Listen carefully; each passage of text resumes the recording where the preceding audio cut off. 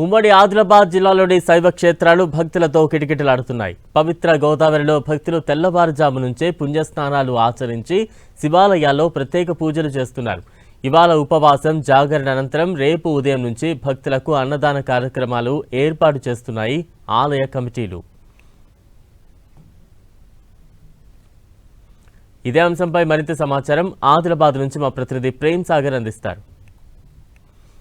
మరి ఆదిలాబాద్ జిల్లా వ్యాప్తంగా శైవ క్షేత్రాలన్నీ కూడా శివరాత్రి పర్వదినాన భక్తులతో కిటకిటలాడుతున్నాయి. తెల్లవారుజాము నుంచి ఆలయాలు భక్తులతో పోటెత్తిన పరిస్థితి ఉంది. సో గోదావరి పరివాహక ప్రాంతంలో ఉన్న ప్రాచీన క్షేత్రాల్లో ఉదయాన్నే పుణ్యస్నానాలు చేసిన తర్వాత భక్తులంతా కూడా శివునికి అభిషేకం చేయడంతో పాటు శివుని దర్శనం కోసం బారులు తీరిన పరిస్థితి ఉంది. బాసర జ్ఞాన సరస్వతి అమ్మవారి క్షేత్రంతో పాటు అటు మంచిర్యాల జిల్లాకు సంబంధించిన చెన్నూరు అంబ అగస్తేశ్వర ఆలయంలో కూడా భక్తులు చాలా పెద్ద మొత్తంలో వచ్చారు. బెల్లంపల్లి ఈస్గాం శివమల్లన్న ఆలయం కావచ్చు, ఈస్గాం ఆలయము, బెల్లంపల్లికి సంబంధించి కాగజ్ నగర్లో చాలా ఆలయాల్లో భక్తులందరితో కూడా కిటకిటలాడుతున్న పరిస్థితి. సో ప్రధానంగా ఈ శివరాత్రి పర్వదినంగా 3 రోజుల పాటు ఈ జాతర ఉత్సవాలు నిర్వహించడం అనేది ఇక్కడ ఆనవాయితీగా వస్తుంది. ఆదిలాబాద్ జిల్లా వ్యాప్తంగా ప్రధానంగా ఆదిలాబాద్ జిల్లా సంబంధించి పెండలవాడ అటు చాలా కుంటాల జలపాతంతో పాటు సిరిచల్మ లాంటి పురాతన ఆలయాల్లో 3 రోజుల పాటు ఉత్సవాలు, రథోత్సవము, స్వామివారికి ప్రత్యేక పూజలు అనేవి కొనసాగుతూ ఉంటాయి. ఆలయానికి సంబంధించిన అర్చకులు మనతో ఉన్నారు. అయ్యారు, ఎట్లా ఉంటుంది అంటే ఈరోజు శివునికి ఒకవేళ అభిషేకం చేయడం కానీ ఇంకా పూజా విధానాలు ఎట్లా ఉంటాయి వాళ్ళు? ముందుగా ఇక్కడ ఆదిలాబాద్ పట్టణంలో నడవడ్డి ఉన్నటువంటి గంగపుత్ర శివాలయంలో ప్రత్యేక పూజలు, ముందుగా గణపతి పూజ, నవగ్రహ పూజ, రుద్రభోమం, ఆ స్వామివారికి మహా రుద్రాభిషేకము జరిపించబడినది.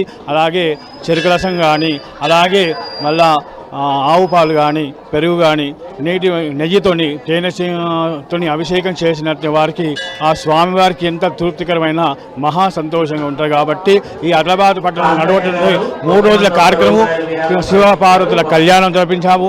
అలాగే మహాగణపతి చండీయాగము, రుద్రభోమం కూడా జరిపించాము.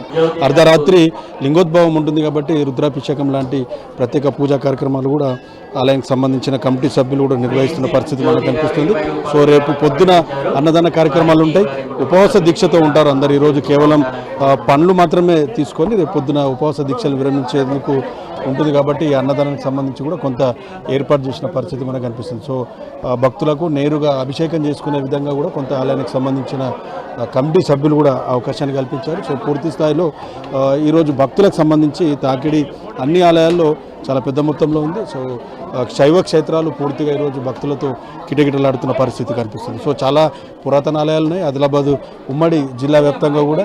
సో ఆ జిల్లాలకు సంబంధించి కొంత బ్రహ్మోత్సవాలు కూడా పలు ప్రాంతాల్లో జరుగుతున్నాయి. సో బ్రహ్మోత్సవాలకు సంబంధించి కూడా జాతర ఉత్సవాలు, రథోత్సవాలతో పాటు వివిధ కార్యక్రమాలు. మళ్ళీ రేపు సోమవారం కాబట్టి సోమవారానికి సంబంధించి శివుని ఆరాధన దినంగా ఉంటుంది. కాబట్టి సోమవారానికి సంబంధించి కూడా భక్తులకు కొంత పూజలు చేసుకునే విధంగా కూడా ఏర్పాట్లు అయితే పూర్తి చేసిన పరిస్థితి ఉంది. సో ఓవరాల్గా ఉమ్మడి ఆదిలాబాద్ జిల్లా వ్యాప్తంగా కూడా ప్రస్తుతం అయితే శైవ క్షేత్రాలన్నీ కూడా భక్తులతో కిటకిటలాడుతున్న సిచ్యువేషన్ ప్రస్తుతం అయితే కనిపిస్తుంది. కనపరుస్తున్న చంద్రతో ప్రేమ్ సాగర్, 10 టీవీ, ఉమ్మడి ఆదిలాబాద్ జిల్లా.